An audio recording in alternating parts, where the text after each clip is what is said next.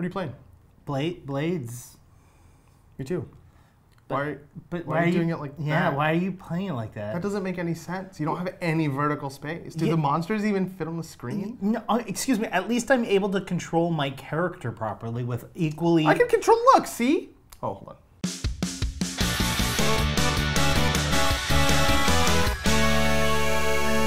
Hi everyone, welcome to GameGorgon. My name's Indigo. And I'm Krug. And today we're going to be talking about the early access for Elder Scrolls Blades. Yeah, just to get this out of the way, we're both using Pixel 3 XLs. There is, other variables like how many apps do we have installed and blah, blah, blah. It's not that big of a deal. We didn't use like optimized phones. For the record, I don't play the game in portrait mode. I play it in landscape mode like a human being. I would also like to say that this is in fact not a review, but more of just like experiences that we've gotten, some of the issues, some of the problems, the things that we're excited about. Not our review. No. Not. So you do have a couple of like movement options. You can either touch your thumb to the screen and drag, and that will allow you to move, and then touch your other thumb to the screen and drag, and that'll allow you to like pan tilt your camera. You can also click on the screen somewhere and you'll move to that location. You have to specifically touch like within like the lower like half of the screen. Yeah. Because if you click on the upper half, it does nothing. Yeah. I don't know if that's just an aspect of like, this is how far away you're allowed to use this mode. Yeah, maybe. And not like zombie mode, just like always click the furthest location so you just run past everything. Well, and I had some issues with the joystick mode. When you put your left thumb down, if you hold it there for a second and drag. And by a second, he means like 5. No, that's not. By 5, he means like 2. After you hold your thumb down for what felt to me like too short a period of time, it turns into a look mode. I couldn't learn my way around it. I felt like it was just not working correctly, and that may just be, again, early access. Just keep that in mind, I guess. Also might be an accessibility thing. Perhaps, yeah. Yeah. But if it is an accessibility thing, I should be able to turn it off. It doesn't sound like it's something that's that No. difficult to do. I've definitely played games that do that. Yeah, I didn't have that issue whatsoever. In fact, I had to get up and walk over to Krug and be like, what are you even talking about? It's obviously something I'm doing, and I'm not saying it's not. I just want to disable the option so that it stops happening to me. If you see an enemy, you walk towards the enemy, and then it kind of initiates a combat situation where they run towards you. Your screen locks onto them, so now you no longer have movement and you no longer have camera angle. It's a static image. You aren't able to sneak up on someone. There's no stealth in the game. There's no ranged weapons in the game, hence the Blade's name, we're assuming. Your abilities are across the bottom. Magic is on the left-hand side, and then like your stamina-based abilities are on your right, which I believe they're just called abilities. Yeah, they're just called abilities. Are on the right. You get 3 of each. Up to 3 of each. I even got a perk, which is the third option, and that's just like a flat-out just bonus. A passive bonus. Yeah, exactly. You have a shield option if you're holding a shield, and then your right hand, or really your anywhere you tap on the screen is your melee. Any place that isn't a button already.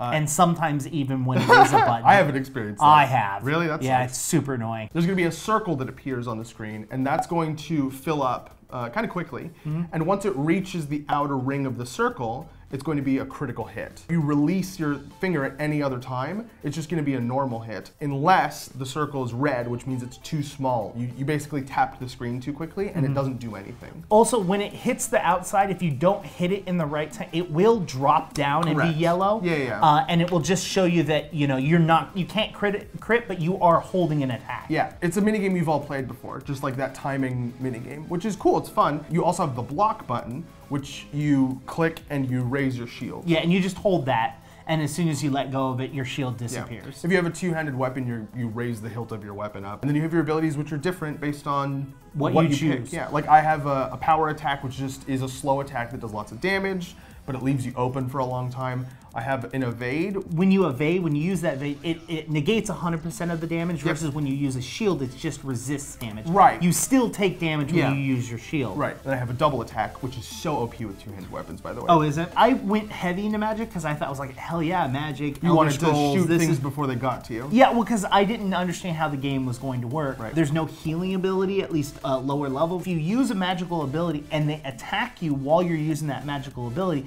it negates the attack, but it also still uses your full mana in which it was to cost when you use that spell. Yeah. Every single spell uses the majority of the bar for your spells. Same with stamina. Most of the abilities, if not all of the abilities, use the majority of your stamina, and then you just have to wait until it loads up. That kind of doesn't feel too good. The abilities aren't balanced around the constant use. They're balanced around like, oh, this is like the one time I'm gonna do this during this, or maybe you get 2 abilities off. To me, what always feels better is like, there's always a free ability to use, but it's not always the best choice. That's not what this is. The free ability is your sword. Yeah. Yeah, which also with magic is if you like see an attack happening and you put your shield up, same effect happens, except for you're not taking the damage from the attack. You're negating it with your shield, or the percentage of it. Magic feels really, really dull, really, really weak. Mind you, there are certain combats that is just like you use any magic spell, you win. Sure. Basically, any of the smaller creatures that are away from you. Yeah. So there are some creatures that you can't like melee attack. So you have to use something with like a little bit of range to hit them, and apparently the magic does that. Yeah, the only other way to kill those creatures is wait until they attack you and then hit them at the right time. Yeah, in the middle of their attack animation. Really, as a magic user, you're just like Frost, and it's just like, cool, dead. They have 1 HP. Like, they're so squishy. In fact, I was using a shield that had fire damage on anything that it blocked, and I would just hold my shield up, they would attack, and it would just instantly die. So I was like, cool. For the most part, it's going to be 1v1, except for small creatures like spiders, rats, and wolves. You'll go up to 2 full-sized enemies, and one of them will stand there and attack, and the other one will just be in the background, like taking a cigarette break, just like blah, blah, blah. And then you kill it, and it's like, okay, my turn, cool, and then it comes up to you, and so like that feels weird. I have had a couple issues with it though. I have gone from portrait to landscape, and it will stay in portrait on part of my screen, but like text will still be landscape, and I'm like, I had an issue where I was disconnected.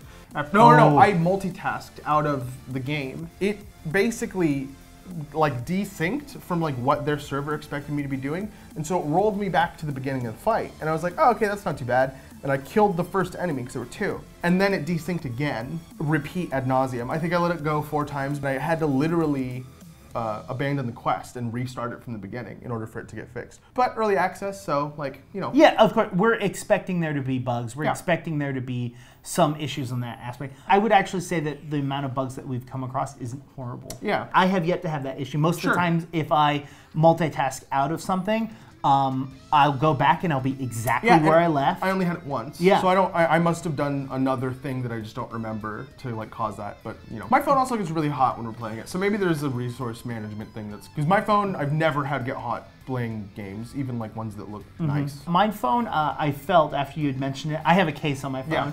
Yeah. So I wasn't feeling it, but then I touched it. I was holy shit. I was like, oh god. It's actually like hot. Like the thing that will limit me playing that is the temperature of my phone. Too hot. As of right now, there are 2 main game modes with a possibility of a 3rd coming up. The 2 are the town, or AKA the main storyline. Yep. You've come to a town that has been destroyed, and you are given quests to go out in the world and do. It literally teleports you to the entrance of the beginning, and then you go through, kill the enemies, collect the items, or free the people, or whatever your quest is. Between missions, you can like upgrade the town. You can like build a blacksmith so that you can craft stuff and like kind of make it more of a useful place. Visual progression and the fact that I can choose what building goes where. Yeah. Like, okay, well, hold on. I can choose what building goes on what slot. Yes. There's also like little decoration slots. Yes. I don't have any decoration pieces, but like that's an interesting concept. In the world, there are items that you can pick up. There are treasure chests that you can find. There are some locations that have secrets that you can get into secret rooms. First one. Yeah. The other game mode is called the Abyss, which is basically endless dungeons. Right. There are no secrets, there are no items that you can pick up. Basically, as soon as your health is out, your health is out. Literally, when you hit the end of a location, it may change like visual theme, it may change like enemy types, but you will move to the next level and get a gold and an XP reward for doing that. Also, for every enemy you kill, you increase this like little bar around an item. So it may be a treasure chest. Once you kill enough enemies, it will fill up and go, congratulations, you got this item. Yeah, and that's good for like replayability, right? Because if the story missions were the replayable part of the game, that would be kind of meh. Removing the need to follow the plot and like have those downtime pieces in between with the town and like picking up a new quest and clicking start again. Just like get me to the next combat. That's kind of what it's for. The third is arena. Yes. Which, now, I want to be clear about something yes. really quick. It's coming. Yes. It's not like it might come. It says coming soon, but I've played a lot of mobile games that say coming soon for like 3 years. It's in the game. Multiple mobile games that I play have a picture, a part of the thing that says coming soon, and I've been playing the game for years, and I have yet to see it release. Fair enough. It's not that I don't believe that Bethesda is going to release an arena. I'm sure that they will. I'm pretty sure that they're even pretty close to it. Like it may be the next thing that they'll be testing. Yep. But as of right now, we have 2 game modes for sure. The arena is something we don't have a lot of details on because there aren't many out there. We just know that it's PvP. Yeah. That's literally all we know about it. We don't know if there's going to be gear scaling. We don't know if there's going to be gear like standardization or if there's even gear at all. Maybe there's absolutely no standardization whatsoever and you use exactly what you have and go in there and fight other people. We don't know what the rewards are, if it's coming from like just the abyss and it's giving you resources, or if you're taking resources from your opponent. And all they say is you're playing with your friends. It could be you and a friend playing against AI. Oh, maybe. You know, I doubt it. You go maybe. into the arena like as two Vikings, or not Vikings, as two gladiators, and they release monsters at you one at a time. Maybe it's like a race to see who can kill the. We're giving them ideas now. Either way, we don't know a lot about it, but there's apparently going to be a 3rd game mode. Yep. Now we're going to get into some of the issues that we view as kind of really crappy about the game. Yeah, the microtransactions and the monetization in general is sort of. I have 2.7 problems with it, and Indigo has 2 problems with it. Because you have more issues with it, why don't you start with your first issue? I'll start with my issue that you don't have, which is I don't appreciate time-gated mechanics in microtransactions. When you do a thing, like I'm gonna build the blacksmith, it takes X amount of time to build the blacksmith. Or when you craft an item, it takes X amount of time to craft the item. The higher level it is generally, the more time it takes. Which isn't that bad in and of itself. But then, using the real money currency in the game, which is called gems, you can pay to reduce that time to 0. That's the part I have a problem with, because it seems to me like kind of a manipulative practice, because you're not paying for anything that you're going to enjoy. You're going to get this thing in 3 hours, but if you want it now, you can give me X amount of money, and I will give it to you now. I understand that it's a common thing in mobile games, but it's just... I mean, so are loot boxes, and we both hate loot boxes with all of our heart and souls. I don't have an issue with time gating as a whole, like the idea of time gating, but when time gating is associated to other negative aspects, which something that we both agree on, which is loot boxes, which is something they also have in the game, it takes time for you to open up a treasure chest, aka takes you time to open up a loot box. So a bronze, which is the lowest and most... Wood. Is it wood? It goes from wood to silver? I know it's wood. I've had a ton of wood chests. Oh yeah, it goes wood and silver. That's so dumb. To open the basic, most simplest box, it takes 5 seconds to open. Yeah, and then silver takes 3 hours. Yeah, I hate that aspect. The time gate behind, I'm going to the blacksmith. Hey blacksmith, make me this sword. And the blacksmith's like, cool, it's like 200 gold, which is really easily obtainable in the game. It's gonna take me 3 hours to make this. Cool. And then you can leave and continue to play and still enjoy the game and then come back in 3 hours. Or you can be like, well, I would really like this on my next mission because it's harder, so here's some gems. I don't have a problem with that. The problem I have is, hey, here's a box that has a random assortment of items.